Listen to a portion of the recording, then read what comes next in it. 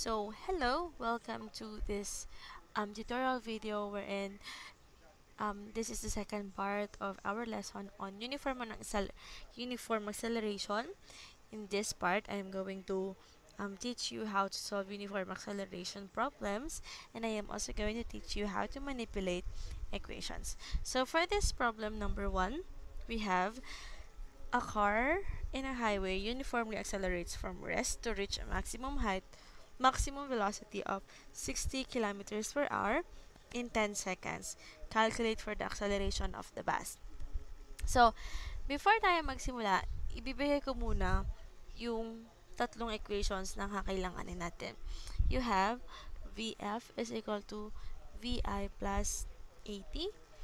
You also have D is equal to VIT plus 1 half 80 square, and you also have VF square equals VI square plus 2AD, and for your D, VI plus VF over 2 times time. So, itong mga apat na equations na to, ito yung main na gagamitin natin. I am just going to teach you kung paano mag-manipulate ng equations para hindi nyo kailangan mag-memorize ng super daming mga equations. So, unahin natin to. As always, you identify the given. What are your given? Sabi niya, it's uniformly accelerating. So, pasok ba siya sa standard natin? 'Di ba? Uniform acceleration. And, ano tong reach maximum velocity of kilometers per hour? Sulat natin. 60 kilometers per hour. This is your final velocity. And you also have your time, which is 10 seconds. Can you give me one more given that is implicitly stated in the problem? You have your VI. Kasi we have from rest. Accelerates from rest. Kaya, meron tayong 0 meters per second. So, what are we going to calculate? You're going to calculate your acceleration. Before we proceed, tingnan muna natin kung pare-pareho lahat ng units. Tingnan natin. So, this is kilometers per hour, this is meters per second. Pareho ba sila ng unit? No. Okay? So, bago ka mag-start sa iyong problem solving, make sure that all your units are the same. So, ang gagawin natin dito sa may VF, we can convert it into meters per second. So, gawin natin. 60 kilometers per hour, this is for the conversion of units, times, for 1 kilometer, you have 1,000 meter, and for 1 hour, you have 3,600 seconds. Bakit natin nilagay dito si H? Kasi nandito si H. Okay? Para numerator and then denominator so they can cancel out. The same way, ganoon din si KM. Dito si KM, kaya dapat maglagay tayo ng kilometer sa baba para sila ay mag-cancel out. Okay? So, kung titignan natin, ang magiging answer dito ay 16.67 meters per second. So, ilagay lang po natin siya. Pwede na nating burahin. Okay, 16.67 meters per second. Can we now proceed with the problem solving? Yes, because the units are already the same. So, proceed tayo. Paano tayo mamimili ng equation? Ganito mamili ng equation. Tingin ka dito sa may apat na to. Please refer to this 4 equations. Try natin. Sino sa kanila ang may VF? Okay? Sino sa kanila ang may VF? Merong VF to, first equation. Meron din to. Okay? And meron din ito. So, walang VF sa second equation, that's why it's already cancelled. Pangalawa, sino sa kanila ang may T? Okay? Merong T, merong Merong t? Wala siyang t. So, that's already cancelled. Sino sa kanila ang may VI? Kaya tingnan natin. Meron din siyang VI. Meron din siyang VI. Okay? So, pasok silang dalawa. Finally, sino sa kanila ang may A? May A yan. Walang A to. That's why this is cancelled. Therefore, ang gagamitin nating equation ay VF is equal to VI plus AT. This equation is what we're going to use. Okay? So, for your solution, ganito ang mangyayari. So, you are going to find for your acceleration. There are different ways on how to solve this problem. Una, you can derive your equation first. You can say like this. VF is equal to VI plus AT. Since addition ito nasa gitna, since addition yan, ang mangyayari dito ay ita-transpose mo siya sa kabila. Nung transpose na VF minus VI equals AT. Bakit kailangan ito ang i-transpose natin? Kasi kailangan mong i-isolate si A because you are looking for A. Okay? So, then, after that, kailangan mong alisin si T dito. So, you divide T, you divide T. So, you can cancel that out. Therefore, your derived equation is acceleration is equal to VF minus VI over T. Okay? That's your acceleration. Pwede kang mag-start from here na mag-solve. Try natin. Your acceleration is, let's use black, VF minus VI over T. Your VF is 16.67 meters per second minus 0 over time, which is 10 seconds. So, ang magiging answer dito ay 1.67 meters per second square. This is your acceleration. The same way, ituturo ko din yung part na isa-substitute nyo lang. So, this is VF, VI plus AT. Na hindi na natin kailangang i-derive itong equations na to. Itong equation na to. Substitute lang natin.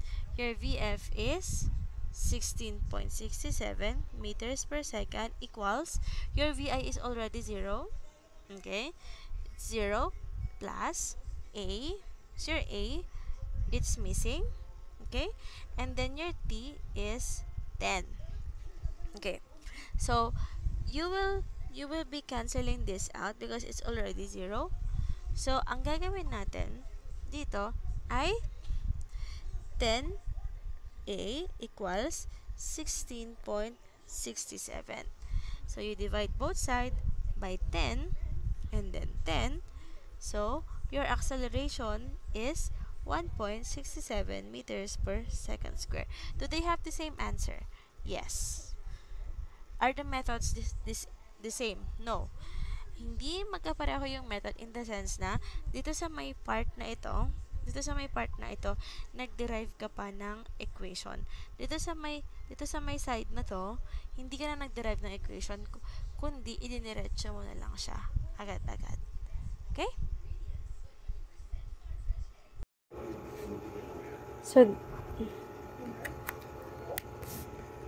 So this is problem number 2. Still on uniform acceleration. An airplane accelerates down a runway at 3.20 meters per second square for 32.8 seconds until it finally lifts off the ground. Determine the distance traveled before takeoff. So, ito naman, let's analyze the problem first before we proceed with the calculations. Sabi niya, meron daw airplane, meron daw airplane na nag-accelerate ng 3.20 meters per second. Ilang segundo siyang nag-accelerate ng ganito kabilis? It's 32.8 seconds. And then, you are asking for the distance. The problem is asking about the distance traveled throughout nung siya ay nag-accelerate. Okay. So, let us identify the given. Pero bago ang lahat, we can copy this one. Copy natin para naman hindi na natin kokopyahin. Okay, kinopy na natin. Oops. Alisin na natin to. Oops. Delete. Ayan. Pasensya na kayo doon. Okay, so, ito si airplane na-accelerates down. So, let's identify all the given. Your given, that is very obvious na given, ay yung acceleration natin. Kasi nga, from the unit, makikita nyo naman, di ba? So, that's your acceleration. That's your 3.20 meters per second square. What else do we have? You also have your time, which is 32.8 seconds. And are there any implicit givens there? You also have your VI, which is, of course, 0. Okay? And you are looking for your distance. So, pili ulit tayo ng equation. Anong gagamitin po nating equation considering the givens na binigay? So, tingnan natin, sino ang may A sa kanila? May A, merong A, merong A. So, alisin na natin yon. Okay? Sino naman ang may T? May T, may T, wala siyang T. That's why this is already eliminated. Next, sino naman po ang may VI? Both of them pareho sila may D, ay may VI. Now, sino naman sa kanila ang may D? Ito, sino ang may D?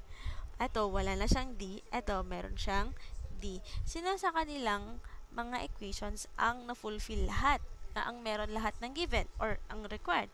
It's your equation number 2, kaya siya yung gagamitin mo. D is equal to VIT plus 1/2 AT square. Okay. So, again, unit check. Check natin pag pare-pareho ng units. Pareho na ba to? Meters per second square and seconds. Kung pareho na, we can now proceed with the problem solving, with the solution. So, just write your solution right there. You don't have to derive here. Tama? Hindi mo kailangan mag-derive. You're just going to input. Kasi, distance, siya na talaga mismo yung hinahanap. Okay po? So, your distance, your VI is 0 times T plus 1/2 and then 3.20 meters per second square. And you have your time, which is 32.8 seconds square. Okay, so you're just going to input that in your calculator at ang makukuha mo ay and input yan sa calculator. And tingnan natin, this can already be cancelled. Okay? Bakit kasi 0 and multiplied by 0 is equal to 0. Okay, wait lang, may buburahin lang tayo. This nawala. This is 0 times 32.8 seconds. This will also already be cancelled kasi 0 na siya. Kasi nga 0 any number multiplied by 0 is equal to 0. So you're just going to input that in your calculator and you'll get D is equal to 1,720 meters. That's your final answer. Okay, madali lang? Yes, madali lang. Okay. So that's it. That's it for problem number 2. Okay, so this is problem number 3.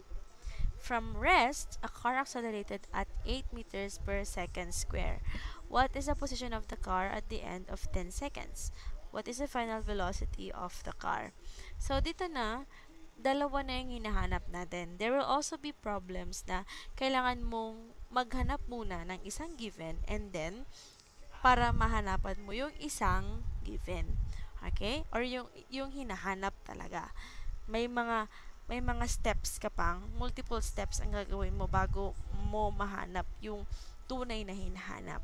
So, ganito siya. 2, dalawa ang hinahanap natin. the position. Ano ibig sabihin ng position?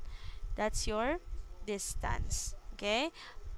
And meron din naman yung mga ibang problems at sinasabi nila na how long.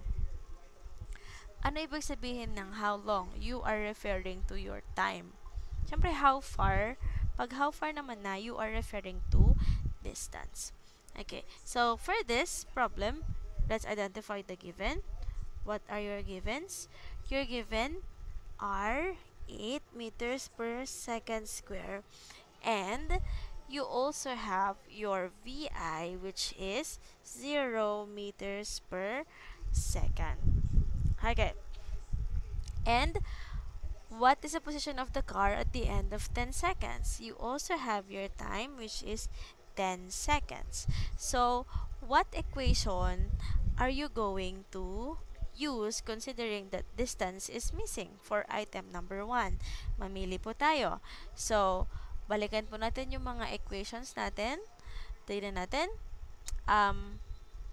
I-copy ko lang ulit para copy. And then we paste it like that. Okay, pasensya na ha. Liitan nga natin.